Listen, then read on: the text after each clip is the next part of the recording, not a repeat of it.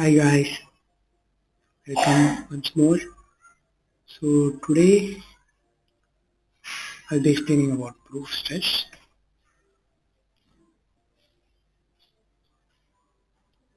So proof stress is nothing but the stress. It is the amount of stress which a material can withstand without permanently deforming. That is, it is at the initial stage where the material, when subjected to a load, undergoes plastic deformation.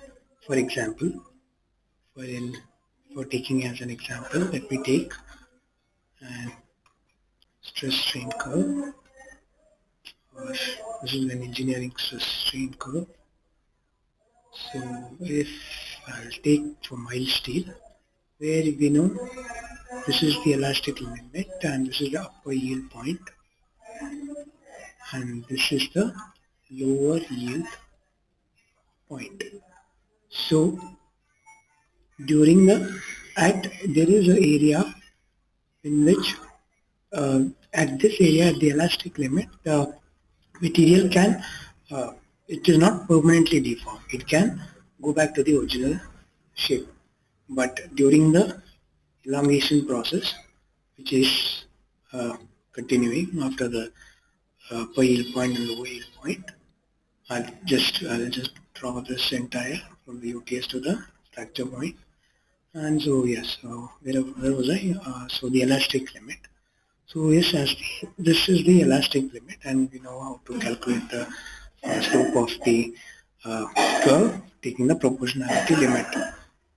So it is also so coming to the proof stress. So proof stress, it is the stress. This is the elastic region. So it is a amount of stress a material can handle without permanently deforming. So basically, it will be, even to find the proof stress, it will be a parallel line will be drawn near the elastic line between the 0.2% of strain, so that we can find the proof stress.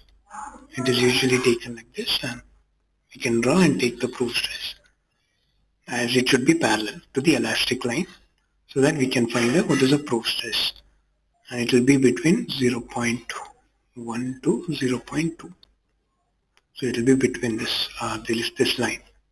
So if you want to know more about Hooke's law or engineering stress or true stress strain curve, you can comment below, and you can also let me know what are the next interesting subjects that you like, so that I can start uploading as per your wish. And I think this was fun.